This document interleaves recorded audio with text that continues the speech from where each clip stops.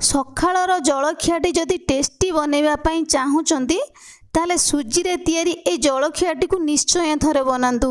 ଖାଇବା ପାଇଁ ଏତେ ସୁଆଦିଆ ଲାଗିବ ଯେ ଛୁଆଠୁ ବଡ଼ ସମସ୍ତଙ୍କୁ ପସନ୍ଦ ଆସିବ। ଏଥିରେ କୌଣସି ତରକାରୀ କି ଚଟଣି ଦରକାର ପଡ଼ିବନି। ନମସ୍କାର, ମାମା କିଚେନ୍ ଓଡ଼ିଆକୁ ଆପଣମାନଙ୍କୁ ଅନେକ ଅନେକ ସ୍ୱାଗତ। ଆଜିର ଏ ରେସିପି ପାଇଁ ପ୍ରଥମେ ଏଠି ମୁଁ କିଛି ପନିପରିବାକୁ କାଟି ନେଇଯାଇଛି। दुईटी बड़ साइजर पियाज को एकदम छोटिया छोटिया करी काटी नहीं जाइए। तापर एटी मु अल्प किछि बीन्स की मध्य छोटिया छोटिया पीस करी काटी देइछि। दुईटी गाजर को ग्रेट कर नहीं जाइए। दुईटी बीट की मध्य मु ग्रेट कर नहीं जाइए। अल्प किछि फ्रेश ग्रीन मटर एटी मु रखी देइछि। ग्रीन मटर देले ना भलो लागिवो खाइबा पई ए जळखियाटी। सेम प्रोसेस रे दुईटी आलू को मध्य मु ग्रेट कर नहीं जाइछि। अल्प किछि कटा धनिया पत्र, अल्प किछि कटा पियाज पत्र मु नहीं जाइछि।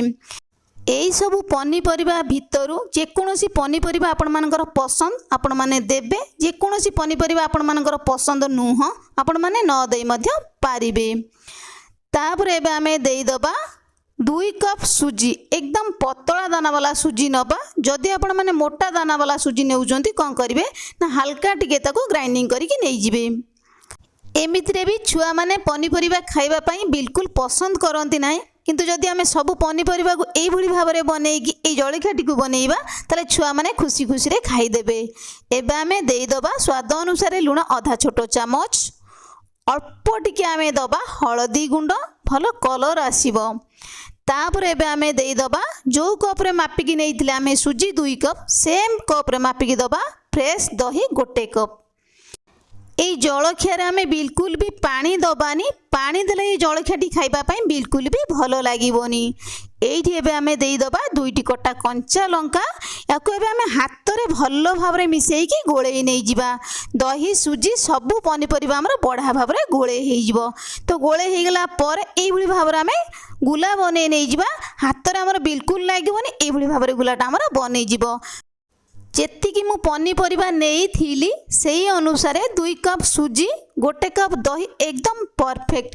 जदि एई भली भाबरे गुलाटी बनी पारु नथिबो बा टिके सुखिला लागुथबो हाथ को कोन करिवे ना अल्प टिके दही देकी भलो भाबरे आउथरे जाकू चकटी नै जिवे। एमितिरे भी ए जळखियाटी खाइबा पई भारी स्वादिया लागिबो। किंतु आउ टिके स्वादिया बनेइबा पई ए जळखिया को एबे आमे देई दबा 1 पाउच मैगी मसला। मैगी मसला जगार पाव भाजी मसला आधा चामच देई पारिबे। नल नहीं कौन करिवे ना फाळे लेंबुर रस मध्य देई पारिबे। देले कौन हबो ना ए जळखियाटी हमर टिके चटपटा लागिबो खाइबा पई। एबे आमे हातरे भलो भाबरे ताको गोळेई नै जिबा। तापरे आमे याकू एई भली भाबरे बॉल बनेई नै जिबा।